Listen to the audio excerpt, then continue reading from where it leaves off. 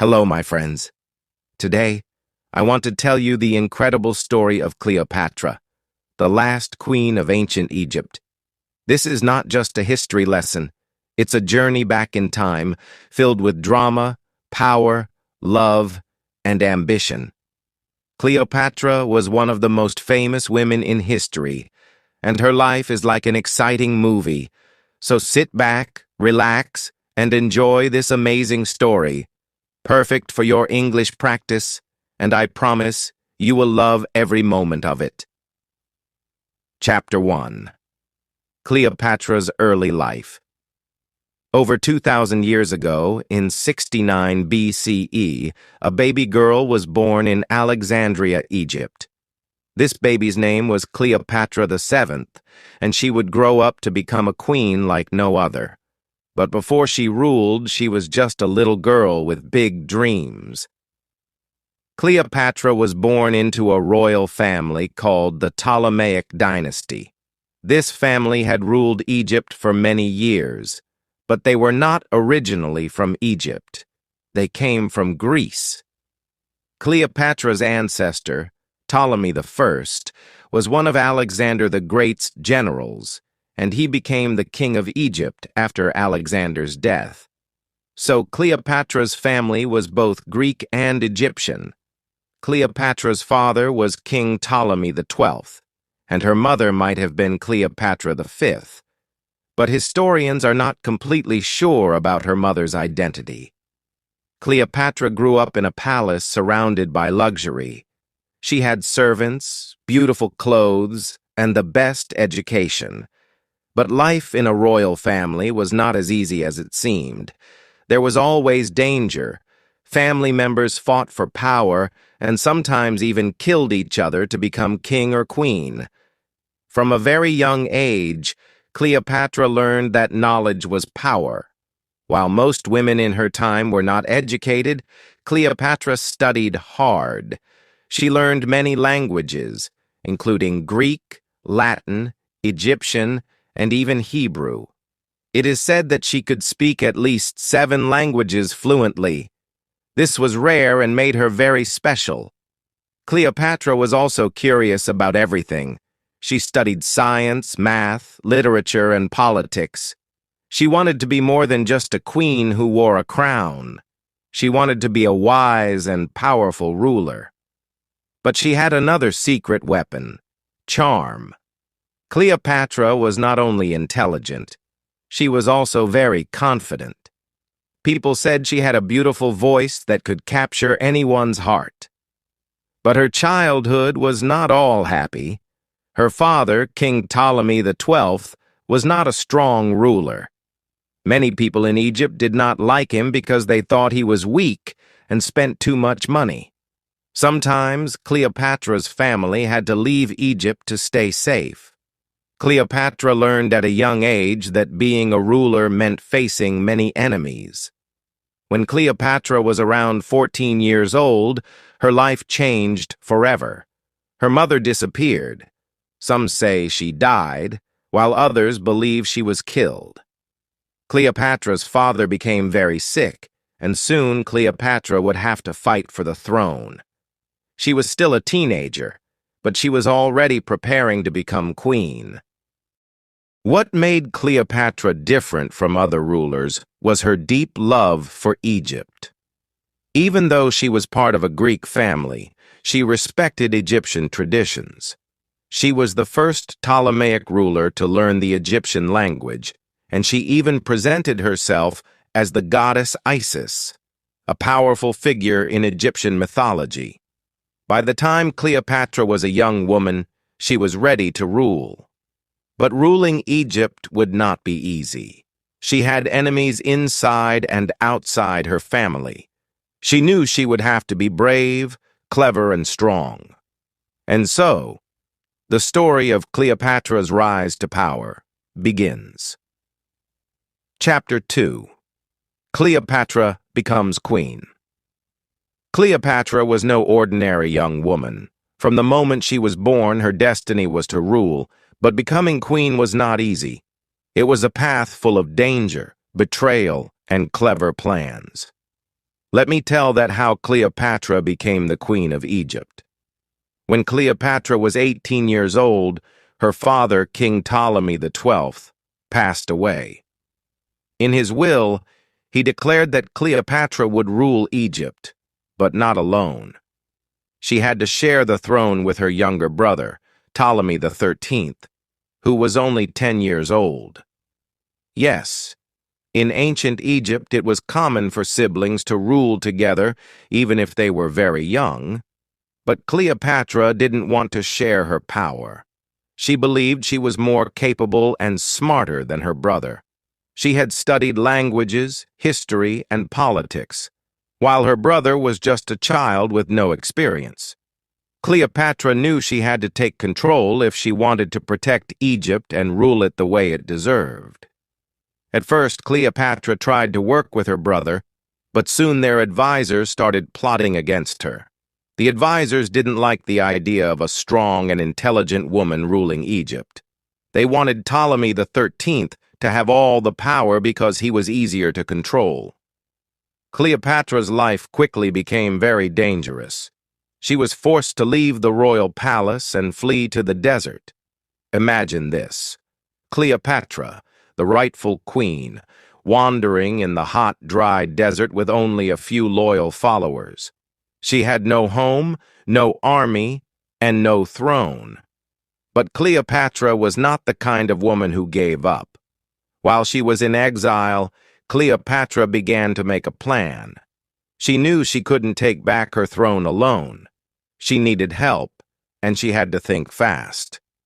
Luckily, at this time, a powerful Roman general named Julius Caesar arrived in Egypt. Caesar was one of the most famous and influential men in the world, and Cleopatra saw an opportunity.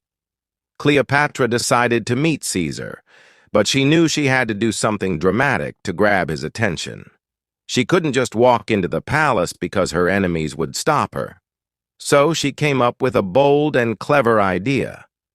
One night, Cleopatra had her loyal servant wrap her in a large carpet. Yes, a carpet. Then, the servant carried the carpet into Caesar's quarters as a gift. When the carpet was unrolled, Cleopatra appeared, looking stunning and full of confidence. Imagine Caesar's surprise when this beautiful, intelligent young woman emerged from the carpet. Cleopatra spoke to Caesar with charm and intelligence. She told him about her struggles, her love for Egypt, and her dreams of becoming a great queen. Caesar was impressed. He saw that Cleopatra was not just beautiful, she was also brilliant and ambitious. Caesar agreed to help Cleopatra regain her throne. Together, they planned a way to defeat Ptolemy XIII and his advisors. Cleopatra's enemies didn't stand a chance against the combined forces of Cleopatra and Caesar. After a fierce battle, Ptolemy XIII was defeated, and Cleopatra was restored as the Queen of Egypt. But Cleopatra wasn't just satisfied with regaining her throne. She wanted Egypt to become powerful and respected again. She started working closely with Caesar to strengthen her country. She introduced new policies, improved trade, and even built a strong relationship between Egypt and Rome. Chapter 3. Cleopatra and Julius Caesar. Cleopatra was now the Queen of Egypt, but her life was far from peaceful. She had won her throne back with the help of Julius Caesar, one of the most powerful men in Rome. But their story wasn't just about politics. It was also about love, ambition, and danger. After Cleopatra defeated her brother, Ptolemy XIII, with Caesar's help, she became the most powerful person in Egypt. But she didn't want to just rule Egypt. She wanted to make her country strong and respected across the world. She knew that having Caesar by her side could help her achieve her dreams. Cleopatra and Caesar spent a lot of time together after the battle. Cleopatra admired Caesar's strength, intelligence, and ability to lead armies. Caesar admired Cleopatra's beauty, charm, and clever mind. Even though Caesar was much older than Cleopatra, he was around 52 years old while Cleopatra was only 21, their connection was strong. Cleopatra invited Caesar to stay in Egypt, and he agreed. Together they explored the beautiful city of Alexandria, sailed along the Nile River, and talked about their plans for the future. Cleopatra showed Caesar the rich culture and history of Egypt, and Caesar was impressed. He saw that Egypt was not just a land of deserts and pyramids, it was a powerful and wealthy country with great potential. During this time, Cleopatra became pregnant. In 47 BCE, she gave birth to a son, whom she named Ptolemy Caesar, but people called him Caesarion, which means Little Caesar. Cleopatra believed that Caesarion would one day unite Egypt and Rome, creating a powerful empire. She wanted her son to be a symbol of strength and unity. But their happiness didn't last long. Cleopatra and Caesar's relationship caused a lot of problems. Many people in Rome didn't like the idea of Caesar being so close to a foreign queen. They thought Cleopatra was trying to take control of Rome through Caesar. Some even called her a dangerous temptress. Caesar decided to return to Rome, but he didn't leave Cleopatra behind. Instead, he invited her to come with him. Cleopatra, always bold and fearless, agreed. She traveled to Rome with Caesarion and a grand entourage. Imagine the scene. Cleopatra arriving in Rome with golden chariots, exotic animals, and beautiful Egyptian servants. She wanted to show the Romans the wealth and power of Egypt. In Rome, Cleopatra lived in a luxurious villa provided by Caesar. She attended banquets, met important Roman leaders, and even influenced Roman fashion with her Egyptian style. But not everyone welcomed her. Roman women were especially unhappy because Cleopatra was so different. She was confident, glamorous, and unafraid to stand out. While in Rome, Cleopatra witnessed Caesar's rise to power. He declared himself dictator for life, meaning he had complete control over Rome. Cleopatra hoped that this would strengthen their alliance, but trouble was brewing. Many Roman senators were unhappy with Caesar's growing power, and they started plotting against him. In 44 BCE, something terrible happened. Julius Caesar was assassinated by a group of senators who feared he was becoming too powerful. They stabbed him in the Roman Senate, and his death shocked the world. Cleopatra was devastated. She had lost her greatest ally and the father of her son. Cleopatra knew that her life was in danger. Without Caesar, she had no protection in Rome. Many people saw her as a threat, and she had to act quickly. She gathered her servants, her son, and all her treasures, and fled back to Egypt. Back in Egypt, Cleopatra was determined to stay strong. She mourned Caesar's death, but didn't let it stop her. She continued to rule Egypt with wisdom and courage. She strengthened her army, improved the economy, and prepared for whatever challenges would come next. Cleopatra also made sure to protect her son, Caesarion. She wanted him to grow up as a strong leader who could one day fulfill her dream of uniting Egypt and Rome. She taught him about politics, strategy, and the responsibilities of being a ruler. But Cleopatra knew that Egypt was still in a dangerous position. Rome was the most powerful empire in the world, and Egypt needed a strong ally. Cleopatra began to look for new ways to protect her country and her throne. This chapter of Cleopatra's life was filled with love, loss, and survival. She had faced one of the greatest tragedies of her life, but refused to give up. Chapter 4. Cleopatra and Mark Antony. Cleopatra's life took another exciting and dramatic turn after Julius Caesar's death. This chapter is about Cleopatra's meeting with Mark Antony, one of the most powerful leaders in Rome, and how their story became one of the most famous love stories in history. After Julius Caesar died, Rome was in chaos. Many powerful men were fighting to take control of the empire. Among them were Mark Antony, Octavian, Caesar's adopted son, and Lepidus. Together they formed the Second Triumvirate to rule Rome, but it was clear they didn't trust each other. Mark Antony was a brave soldier and a skilled leader. He was strong, handsome, and very confident. He was also charming, and people admired him. Mark Antony had heard about Cleopatra, the beautiful and intelligent queen of Egypt, but they had never met.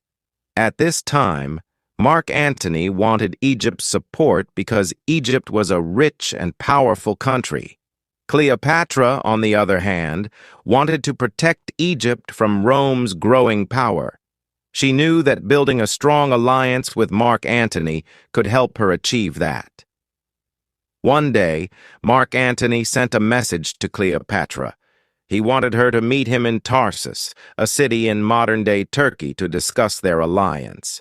Cleopatra knew this was her chance to impress Antony, and she planned something unforgettable.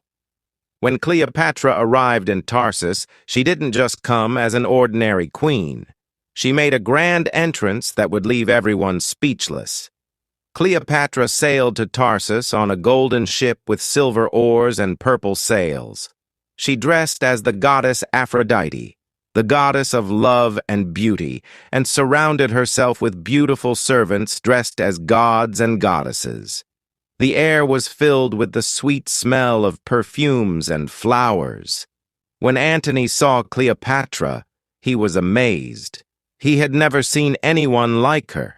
She was confident, intelligent, and beautiful. Cleopatra spoke to Antony with charm and wit, and he couldn't take his eyes off her. That meeting was the beginning of their powerful and passionate relationship. Cleopatra invited Antony to come to Egypt, and he accepted. In Alexandria, they spent time together, enjoying lavish banquets, parties, and games. Cleopatra showed Antony the beauty of Egypt and its rich culture. They laughed, shared stories, and made plans for the future. Antony fell deeply in love with Cleopatra, and she fell in love with him too. Together, they dreamed of creating a great empire that would rule both Rome and Egypt. Cleopatra believed that with Antony by her side, she could protect Egypt and make it more powerful than ever. But their relationship wasn't just about love. It was also about politics. Antony needed Cleopatra's wealth and resources to support his military campaigns, and Cleopatra needed Antony's power to protect Egypt. They both knew that they were stronger together. Cleopatra and Antony's love grew stronger, and they even had 3 children together: a son named Alexander Helios, a daughter named Cleopatra Selene, and another son named Ptolemy Philadelphus. Cleopatra was proud of her family and believed her children would one day rule a great empire. However, not everyone was happy about their relationship. In Rome, Antony's alliance with Cleopatra made many people angry, especially Octavian. Octavian saw Cleopatra as a threat and accused her of trying to take control of Rome. He began spreading rumors that Cleopatra had bewitched Antony with her beauty and charms. Antony's alliance with Cleopatra also caused problems in his personal life. He was already married to Octavian's sister, Octavia, but he chose to stay with Cleopatra instead. This created tension between Antony and Octavian, and their rivalry grew stronger. The tension between Antony and Octavian eventually led to war. Octavian declared Cleopatra and Antony enemies of Rome and sent his army to fight them.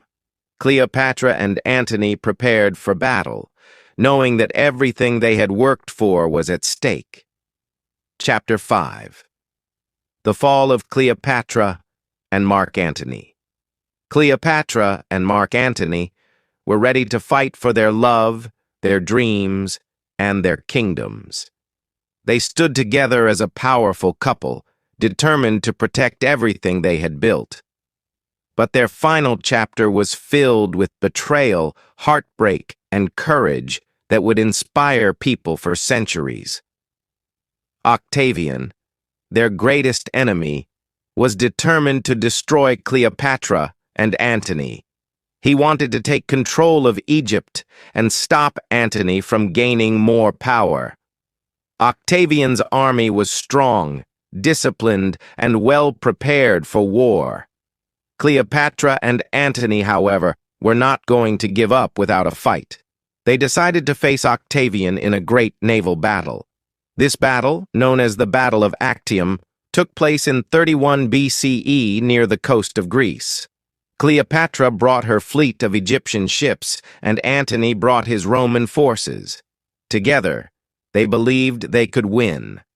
The day of the battle arrived, and the sea was filled with ships, soldiers, and weapons. Cleopatra and Antony fought bravely, but Octavian's army was too strong. During the battle, something unexpected happened. Cleopatra's ship suddenly turned and sailed away. Many believe that Cleopatra retreated to protect her fleet and herself, but Antony misunderstood her actions. He thought Cleopatra had betrayed him. Feeling heartbroken and confused, Antony's forces began to fall apart. Octavian's army defeated them, and Antony was left devastated. He returned to Egypt to find Cleopatra, desperate for answers. When they met, Cleopatra explained her actions. She told Antony she had not betrayed him. She had only wanted to save their lives. Antony believed her, and their love remained strong. But they knew their enemies were closing in. Octavian's army followed them to Egypt. Cleopatra and Antony tried to defend Alexandria, but they were outnumbered. They realized they couldn't win this war, but they were determined to stay together until the end. Antony fought bravely in one last battle, but his army was defeated. Heartbroken and believing Cleopatra was dead, Antony fell on his sword. As he lay dying, news came that Cleopatra was still alive. His servants carried him to Cleopatra's hiding place, and the two lovers shared their final moments together. Antony died in Cleopatra's arms, leaving her alone to face her enemies. Cleopatra knew that Octavian would soon capture her. She refused to let him parade her through Rome as a prisoner, showing her as a defeated queen. Cleopatra was a woman of pride and dignity. She decided to take control of her fate. In her final moments, Cleopatra dressed in her royal robes and crown. She surrounded herself with treasures and symbols of her reign. According to legend, she arranged for a poisonous snake, called an asp, to be brought to her. She allowed the snake to bite her, ending her life on her own terms. When Octavian arrived, he found Cleopatra dead, lying peacefully in her royal chamber. He was shocked, but also impressed by her courage. Cleopatra's death marked the end of the Egyptian kingdom. Octavian took control of Egypt, and it became part of the Roman Empire. But Cleopatra's story didn't end there. Her life and her love with Antony became legendary. People admired her for her intelligence, bravery, and determination. She was not just a queen, she was a symbol of strength, resilience, and courage. Cleopatra's story teaches us that even in the face of great challenges, we can stand strong and fight for what we believe in. She never gave up on her dreams or her country. She showed the world that women can be powerful leaders, thinkers, and warriors. Her life may have ended in tragedy, but her legacy lives on. Cleopatra reminds us to never give up, to believe in ourselves, and to take control of our destiny. She proved that even in the darkest moments, we can face our challenges with courage and dignity. So, my friends, let Cleopatra's story inspire you to be strong, to dream big, and to never let fear stop you. Her life may have been filled with struggles, but it was also filled with love, hope, and greatness. Be like Cleopatra, bold, fearless, and unforgettable. What did you think of this incredible journey? Isn't Cleopatra's story one of the most inspiring stories in history? Let her life remind you that no matter how hard life gets, you have the power to rise above it.